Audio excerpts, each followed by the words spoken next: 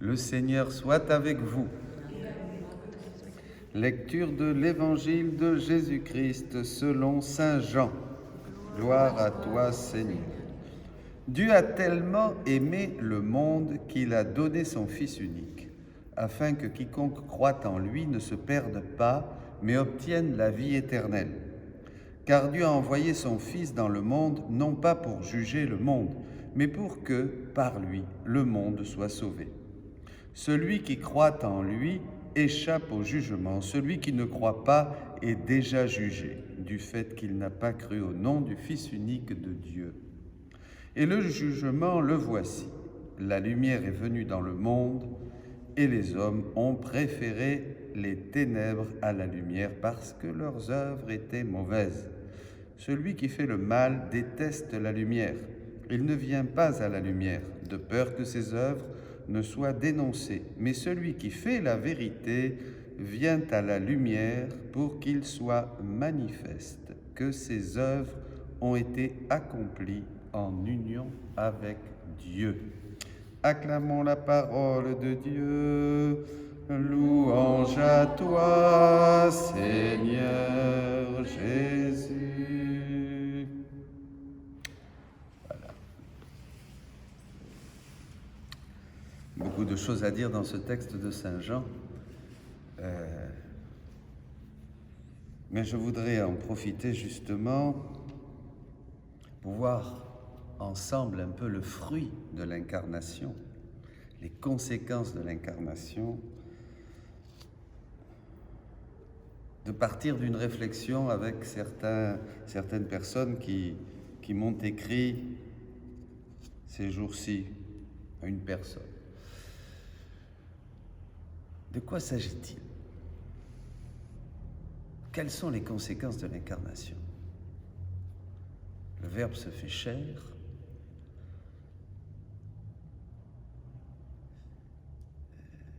Par la foi, nous adhérons, nous entrons en communion avec lui. D'une certaine manière, nous allons le voir, il se fait aussi vie en nous par la grâce du baptême, par le déploiement de cette grâce si nous sommes fidèles, etc. Bon.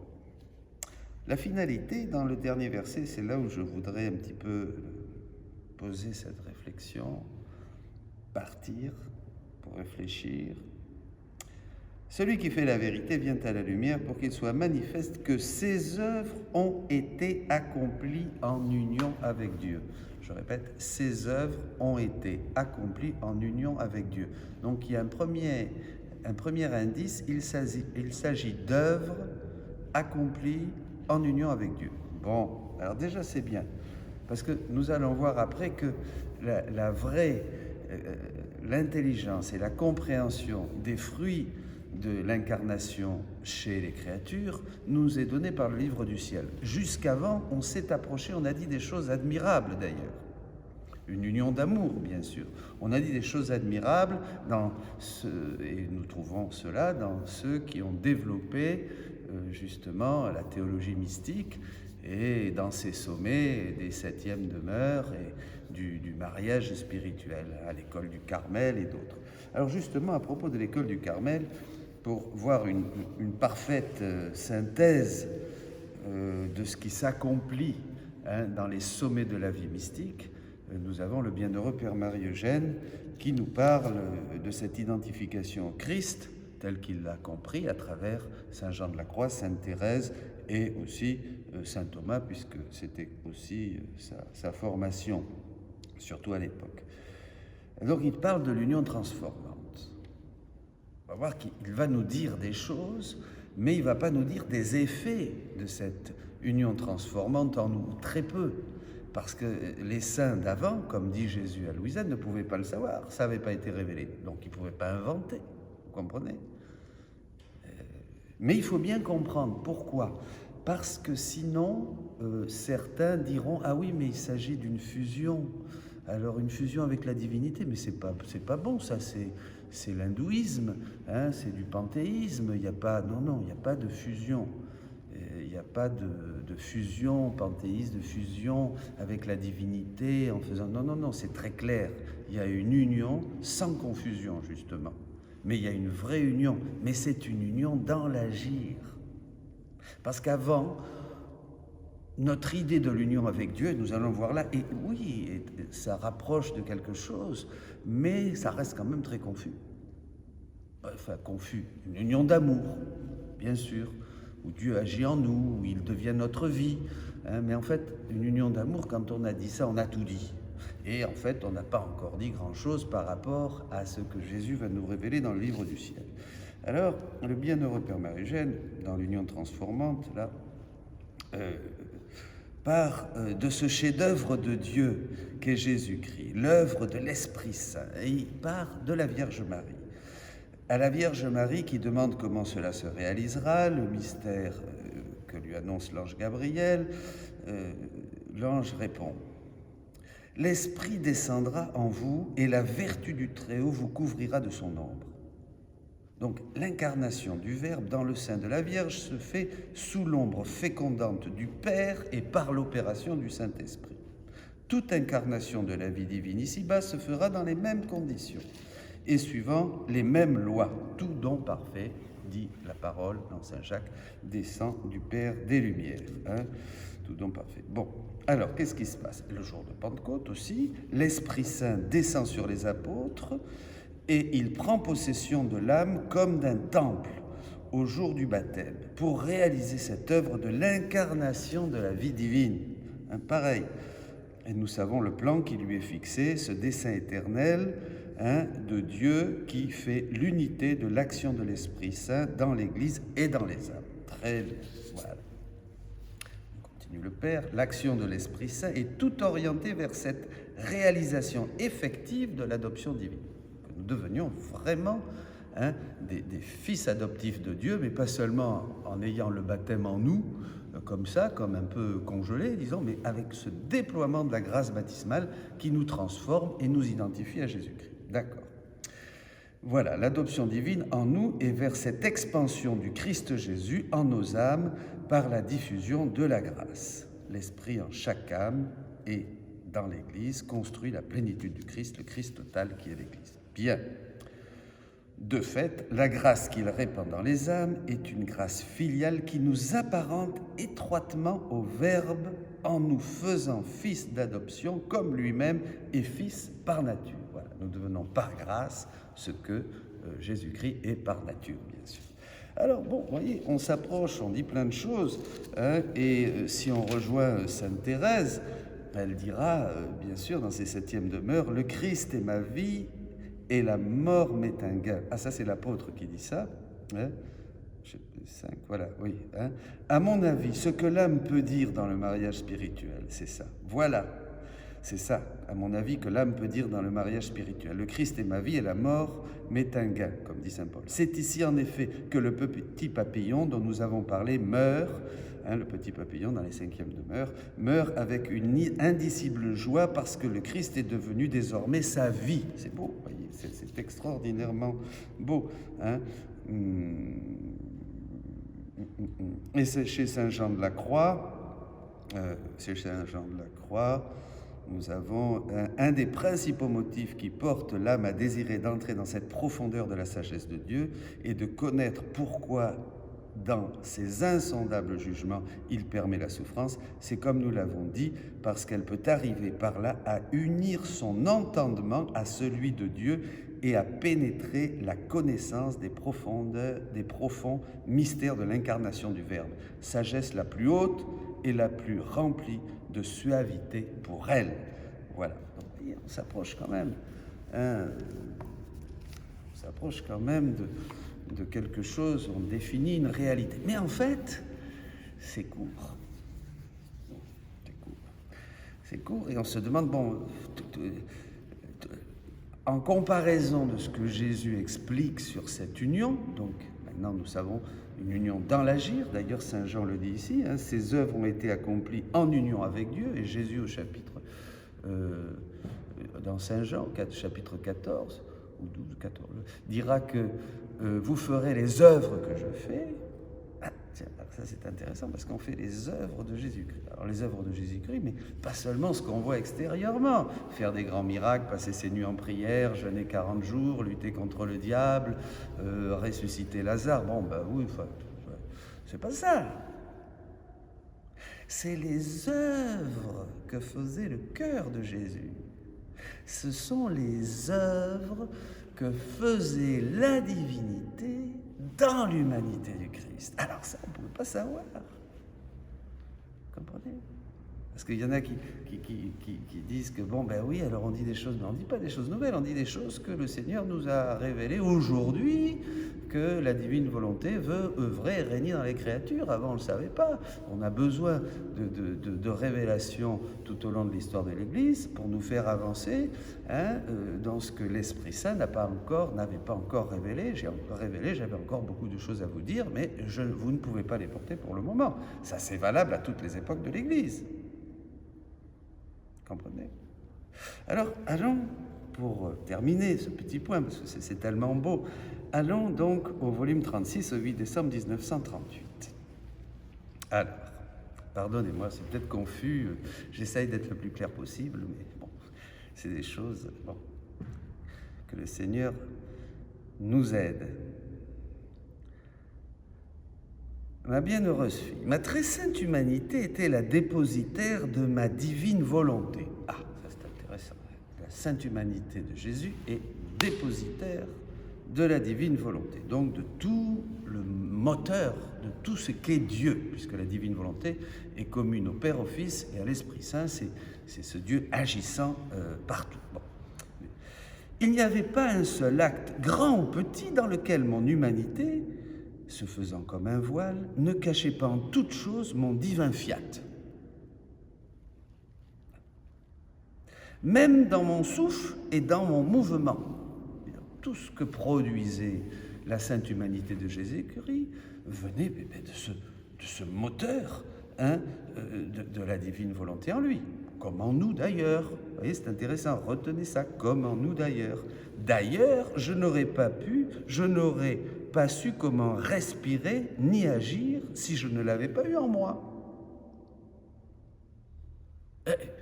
L'humanité de Jésus n'aurait pas pu ni respirer ni agir s'il n'avait pas eu la divine volonté en lui, comme nous, parce qu'en lui, et l'humanité de notre Seigneur aussi, avait le mouvement, l'être et l'existence. Acte 17.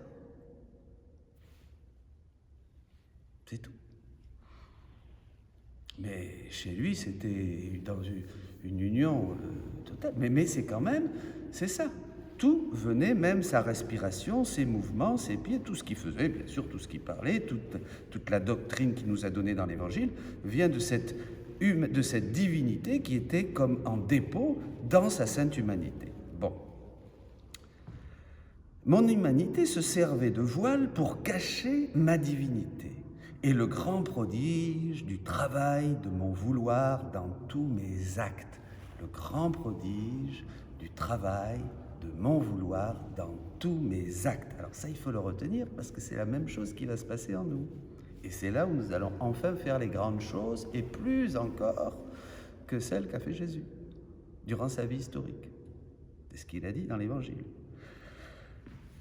À présent, alors l'union maintenant, à présent, la créature qui s'unit à mon humanité, dans tous ses actes et dans toutes ses souffrances, c'est bien une union dans l'acte.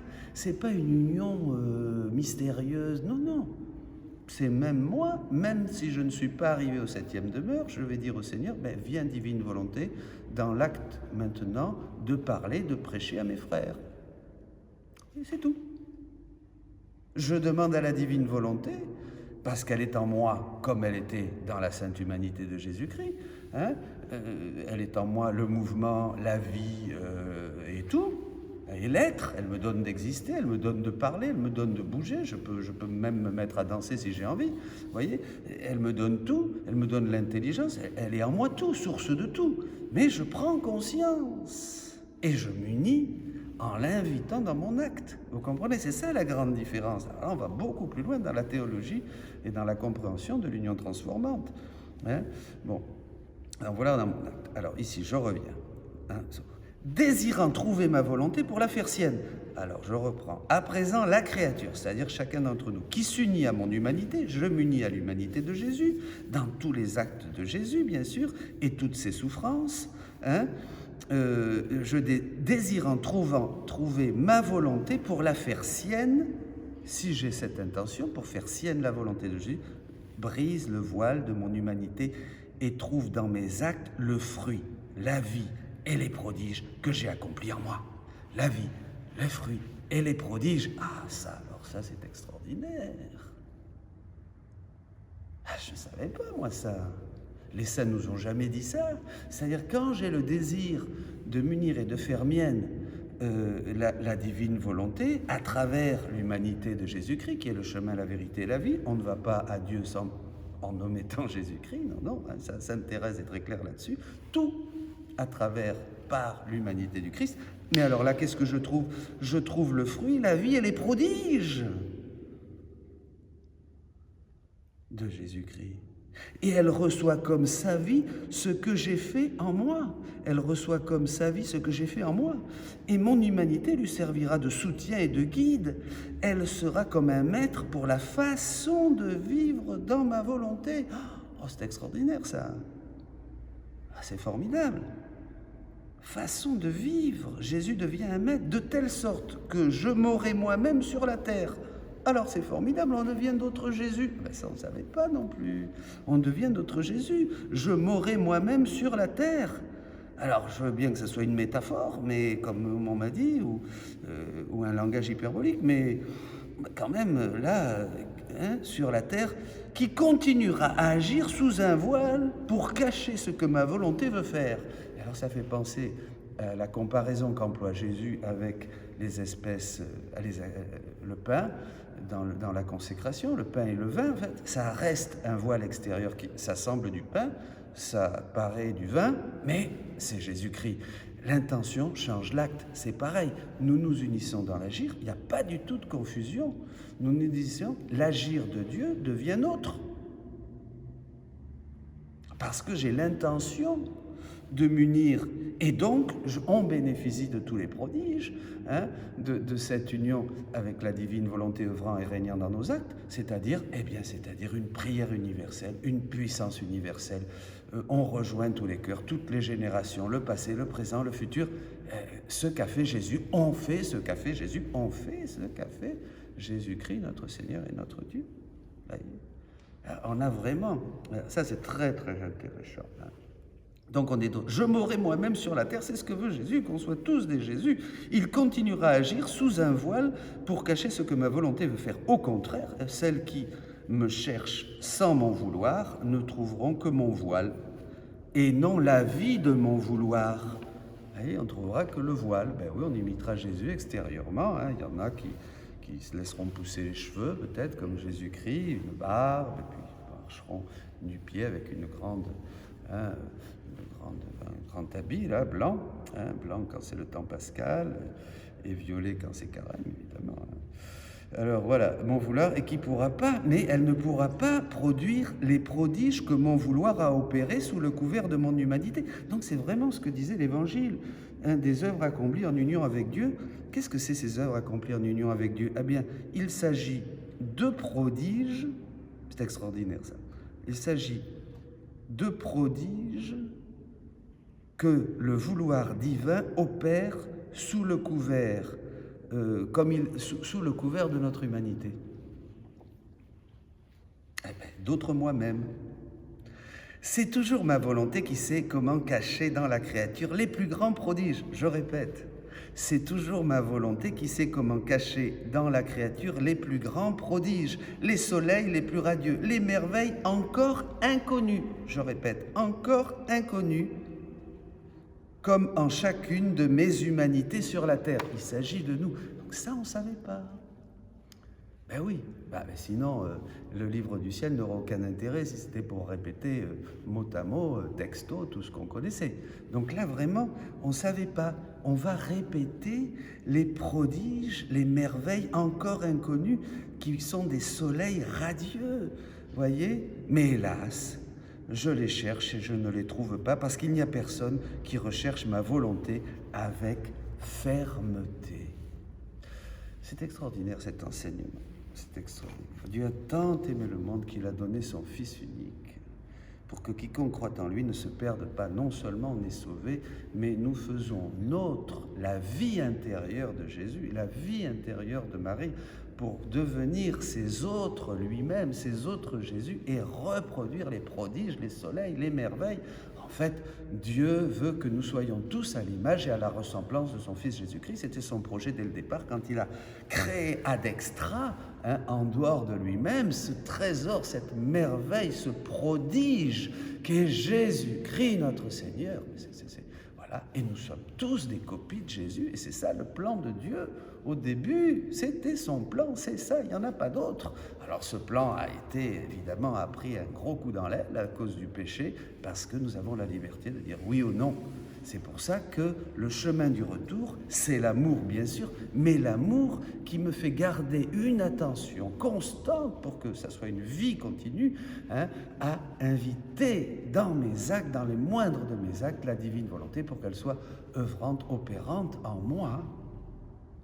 C'est ça le martyre de l'attention dont parlera la Sainte Vierge. C'est la prolongation de cette attention continue, de cette prière continuelle. Priez sans cesse, faites sans cesse les œuvres que je fais. Mes amis, soyez bénis. Alléluia, Christ est ressuscité.